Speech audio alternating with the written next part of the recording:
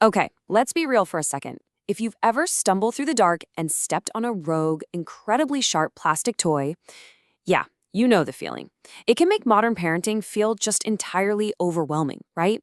Well, welcome to this explainer. Today, we're diving into something absolutely crucial, but also wonderfully simple: fostering early childhood development. We're using the Growing Minds Together principles to show you exactly how to bring deeply meaningful, child-centered learning right into your daily routine. And honestly, the best part, we're going to do all of this using stuff you literally already have sitting in your kitchen or living room. So let's kick things off by busting a massive myth. We are constantly bombarded by marketing for super expensive toys and premium educational sets, right? It creates this immense pressure, making us feel like if we don't buy them, our kid is instantly going to fall behind. But I want to completely dispel that myth right now. You absolutely do not need those expensive items. The real secret here is that the most meaningful learning actually happens through daily life, using simple, everyday household items. All right, here's our quick roadmap for today's explainer. We're going to cover simple Montessori at home, spoon transfer for coordination, sorting objects for early math, pouring water for independence, practical life, capable helpers, and finally, real experiences and trust. Okay, let's jump right into number one, spoon transfer for coordination. This first activity is honestly just the simple, quiet act of moving things from point A to point B. Take a mental inventory of your cupboards right now.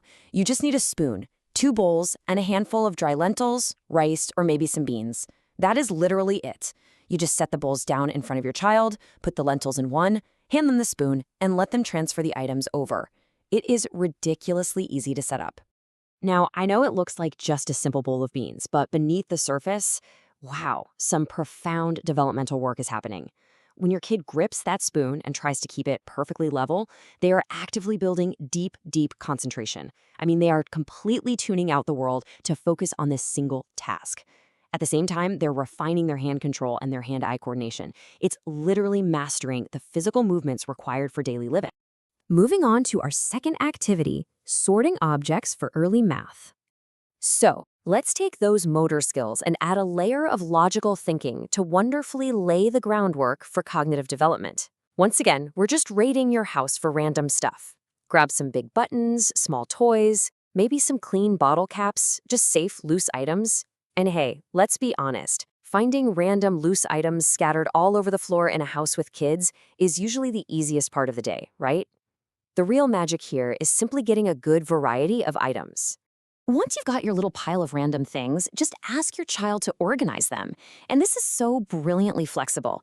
One day, you can say, hey, let's put all the red buttons and red caps together, sorting by color. The very next day, take those exact same items and ask them to sort by size, or the next day by shape. You're basically giving them these different little frameworks to categorize the world around them. But here's why this really matters. When a child is sorting, they aren't just doing a weird cleanup chore. They're actually developing logical thinking. They're learning to spot patterns, recognize differences, and find similarities. These are the absolute bedrock skills for early math. I mean, before a kid can ever understand numbers and equations, they have to know how to categorize physical objects. It's like you're teaching them math without writing down a single number. All right, up next is number 3, pouring water for independence. Okay, we all know kids are naturally obsessed with playing with water. So let's channel that curiosity into an amazing learning moment. Here is what you need for the setup: a small jug, 2 cups, and, listen closely, parents, a tray. The tray is the absolute game changer here. It catches all the inevitable spills so you can stay totally stress-free, which means you won't be hovering or correcting them.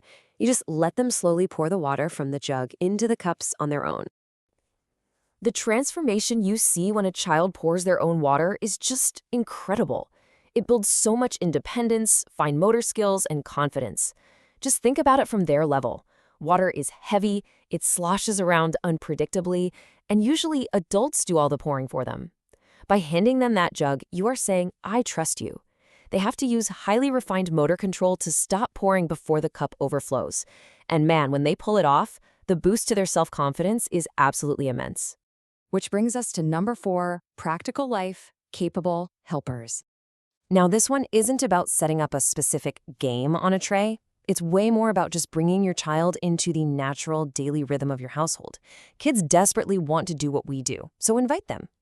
Look at these highly manageable real-world steps. Step 1, have them fold small things, like washcloths or their own socks. Step 2, hand them a damp cloth to wipe the table after lunch.